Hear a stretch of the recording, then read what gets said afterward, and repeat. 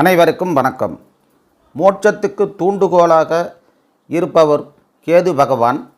கெடுப்பதிலேயே ஒரு மன்னவன் என்ற கெட்ட பெயரும் இவருக்கு உண்டு. மாதுர் வழி பாட்டன் வம்சம் எப்படிப்பட்டது?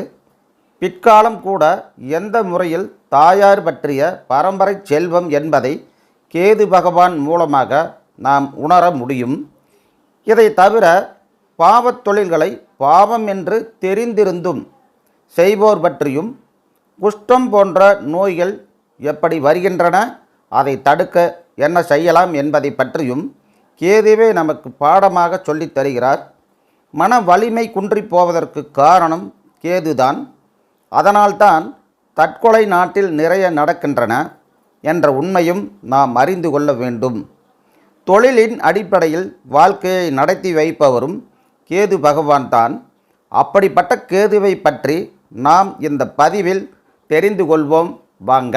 நமது ஜாதகத்தில் 4ஆம் பாவத்தை கொண்டு நமது தாயார், வீடு, மனை, வாகனம் போன்றவற்றையும், நமது பந்துக்கள், நமது சுகம் போன்றவற்றையும், கல்வி போன்றவற்றையும் நாம் அறிந்து கொள்ள வேண்டும்.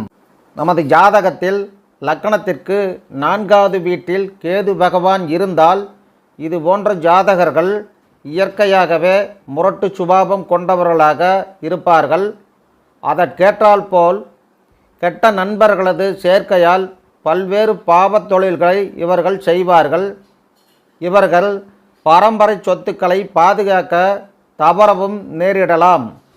இவர்கள் பெற்றோர் மன வருத்தத்திற்கும் சிலர் ஆளாகலாம். காதல் திருமணம் இவர்களுக்கு நல்லது அல்ல. வாகன ஓட்டிகள் நிதானமாக வாகனங்களை செலுத்துவதும் நல்லது.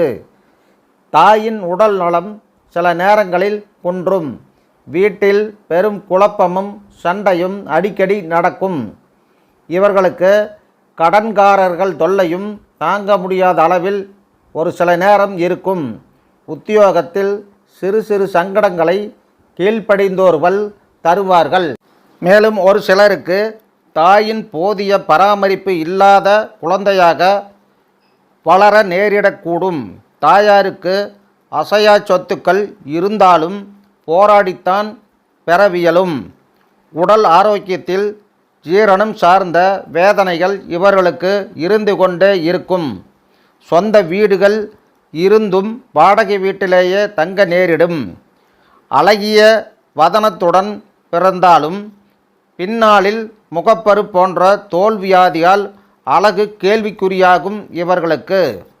இதற்கு பரிகாரமாக வீட்டில் பேறு காலங்களில் கருப்பு வெள்ளை நாய் வளர்ப்பது மிகவும் நல்லது.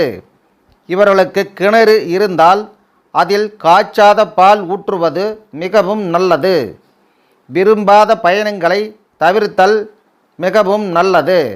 குழந்தையை கோவிலில் அர்ச்சனைக்கு கொடுக்கும் போதும் தொட்டிலில் விடும்போதும் வைத்த பெயரையே கூற வேண்டும்.